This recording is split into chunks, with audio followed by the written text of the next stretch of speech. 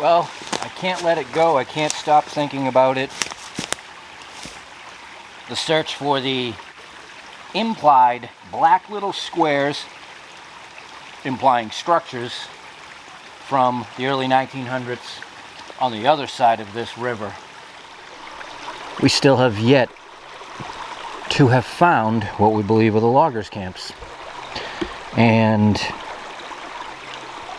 a ways way down that way is where we found that 1800 to say 1900 site with all the stuff we dug up. And today I'm coming in on the other side of the river because really there's only two options for getting on either side of the river. I can cross here and I can cross about another half a mile up. So there is this strip of really bad land. It's a 30-minute walk in to get into the area, and it's only a mile. That's slow. It's that bad. But there are these chunks broken up between the river and where the land just got really bad and flooded out. Like that on the other side, which we can't access from the other side because over there it's flooded. So there's these broken chunks where these camps may still be. I mean, there may be spots I can cross in between, who knows. But we're gonna follow it, looking across where we've been. So I should be able to now recognize or not recognize, because 3 trips in there, that's 6 times back and forth. I should be able to look across and see if it's where we walked. And I do believe that out of the 2 loggers camps, the most northerly one is flooded under marsh. But I don't know, not for certain. That's why we're going back. See, like even this part, I've walked maybe 5 minutes up the river, and it bows out big time in this direction. So over there is definitely ground we haven't walked on for certain. Lots of little pieces in between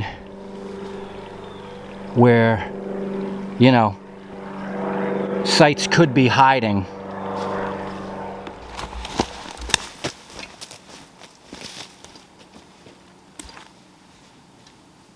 So I believe where we're at this point is directly across from that beautiful old wagon trail, cart path that follows the river. I actually chose this side because it's terrible over there, but I figured I would walk up on this side as far as we can go, walk back on the other side as close to the river as humanly possible. So in theory, there should be no way we can miss it, right? Right.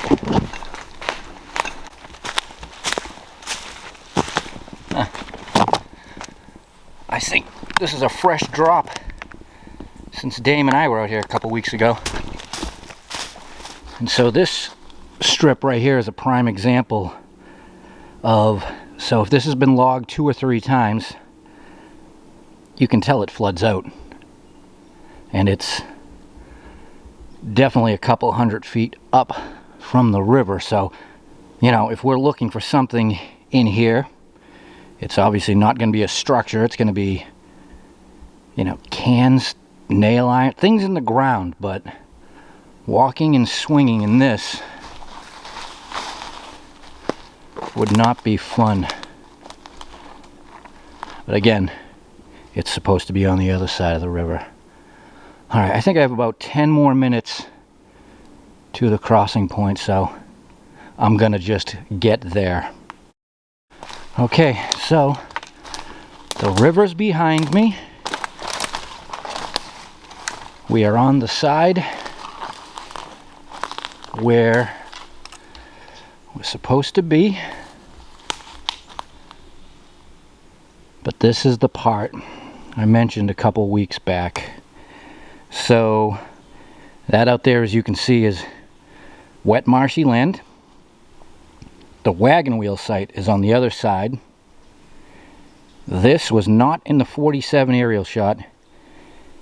And then after they logged, a couple decades later, this just got bigger and bigger, and it seems to have been there since the 1960s. So essentially, and this is the thing that I've been thinking about, we have the river, that marshy land, and there's a strip of land in between, which is this.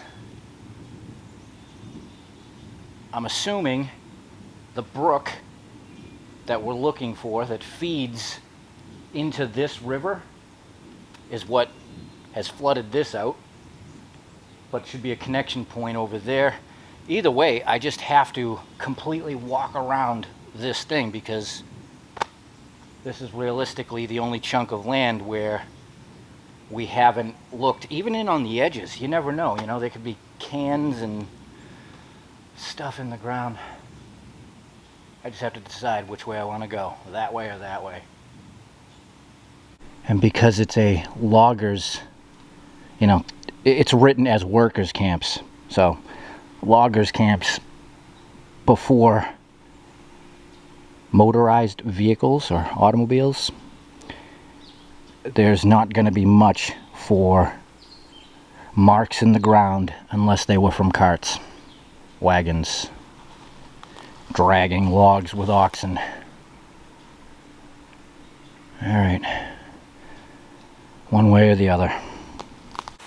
I guess I'll head to the top. This is the smaller chunk where the brook feeds in, and if nothing, back and around.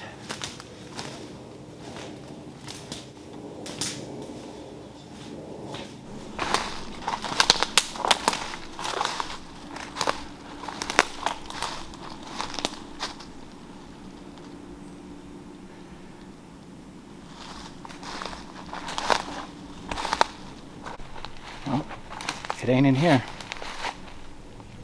There's our brook. This is where Smokey the Bear came from. Wagon wheel site is right over there. So, again, the brook that floods that out, wagon wheel site, and then the proper river. Nothing. So now it's all the way up and all the way around.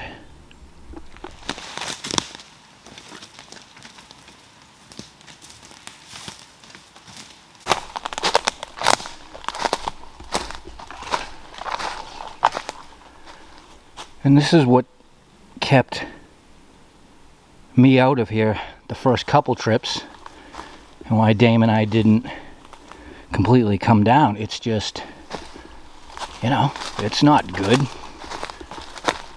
for anything.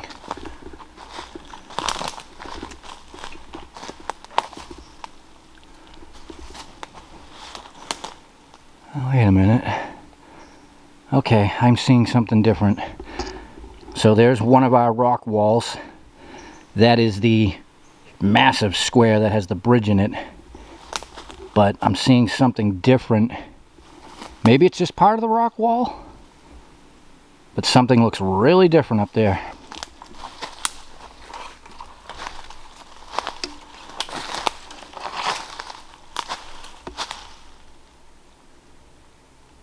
See how it comes out from the wall?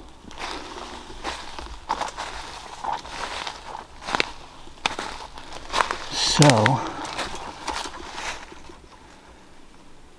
that was broken open. That's the wall pushed aside.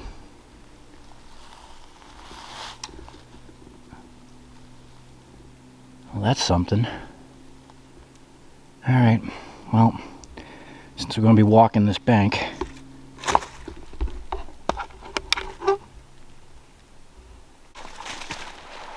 yeah, I was gonna swing.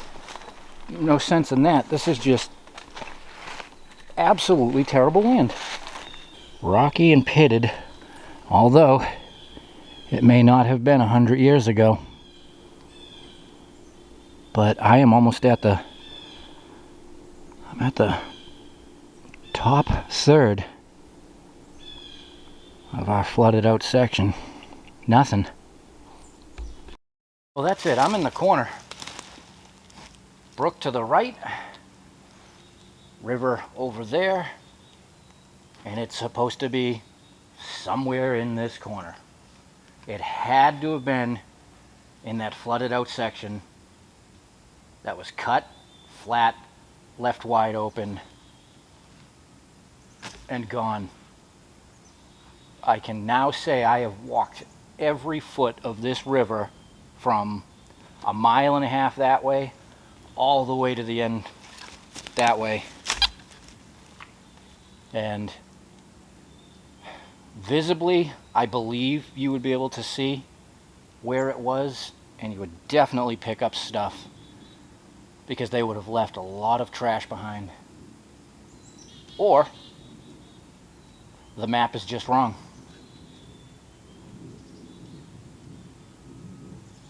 It's still going to drive me crazy, but now, since we are close, I'm just going to cross the brook, go swing around the wagon wheel site a little bit, which kind of dried up on us on that last and third visit, but there's still pieces of land along that cart path that I can eventually and have to walk back. So, over there. This took about 15 minutes to lock onto a signal. If I can find just one relic, I'll be happy.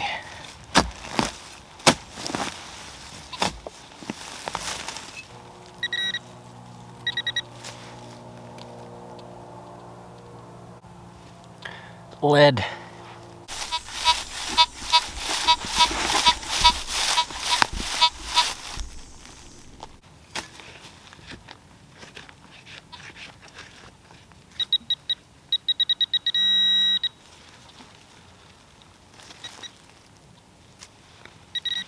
And I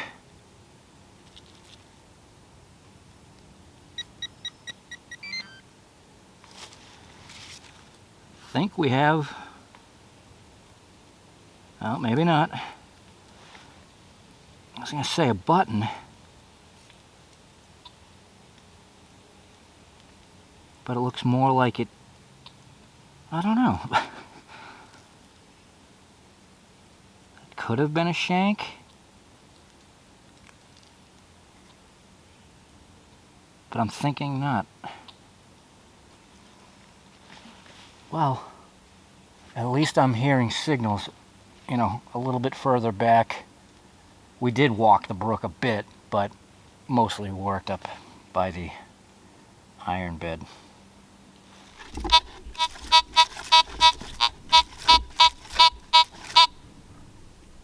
Maybe. I see you.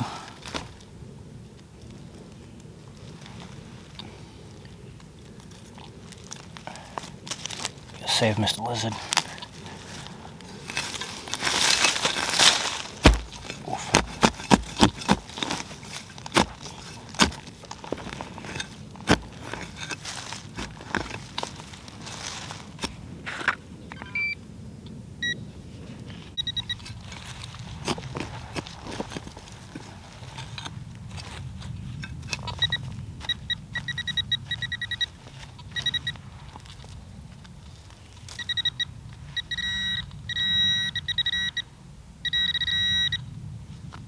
Yes.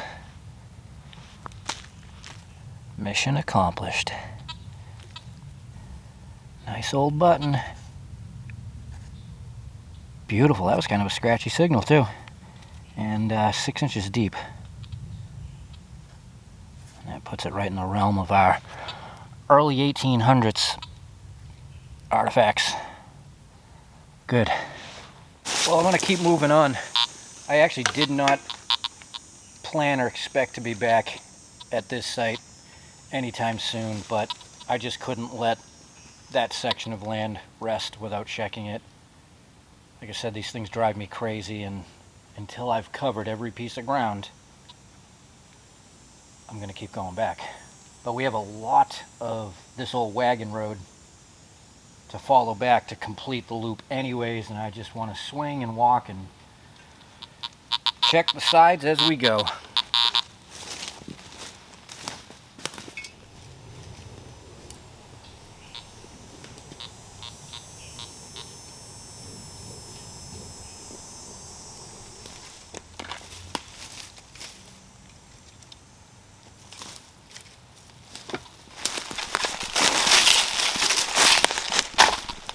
Well, nothing. I think I heard one nail.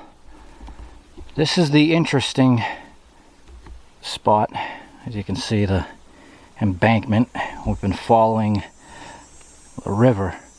As soon as we get right up here, it disappears. And a while back, I was on the other side, dug a scythe blade handle, and I was pointing over here.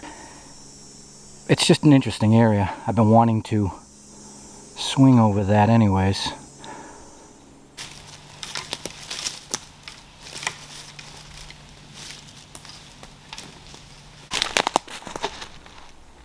Nothing.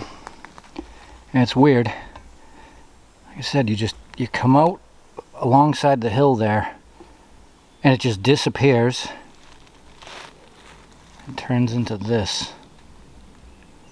I'm wondering if I can even get through there. I really don't want to walk around. Try it.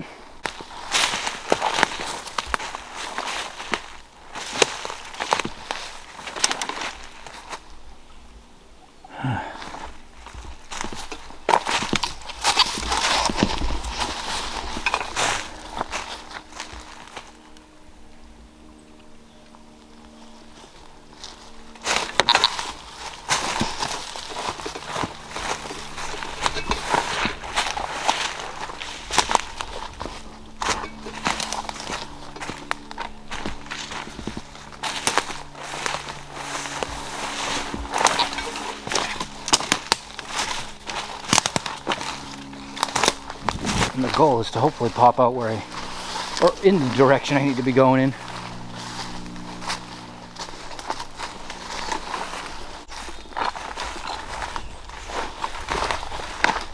Oof, mushy.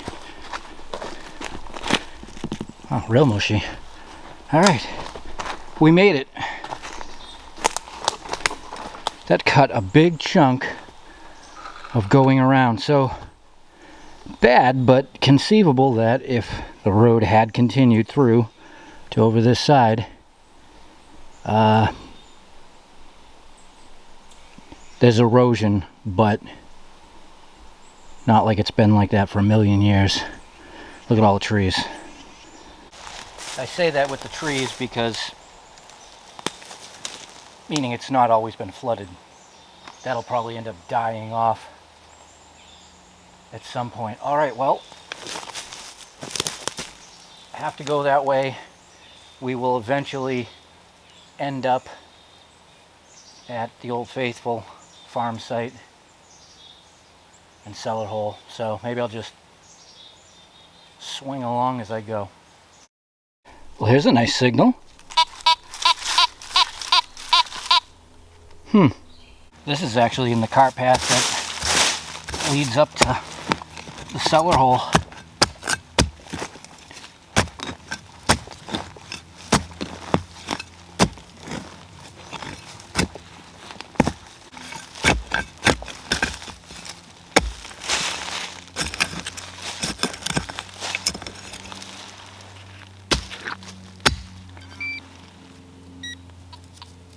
That's wood.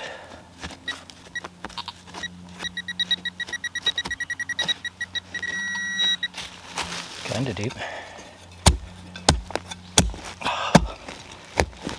And roots.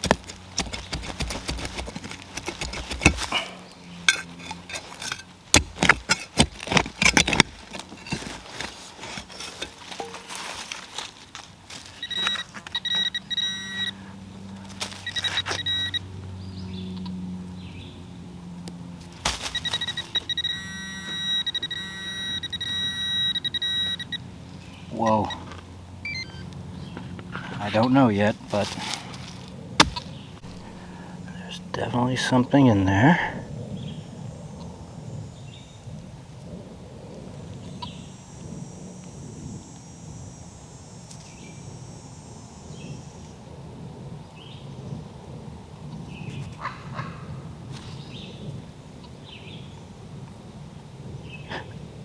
Oh, wow.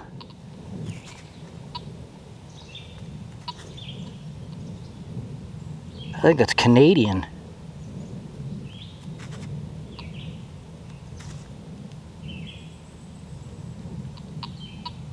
Maybe. Hold on a minute. It is. It's a 1913 silver Canadian dime. That is a random find out here. Not that this stuff didn't, you know, get circulated around, mixed in with everything else, just like it does nowadays, but...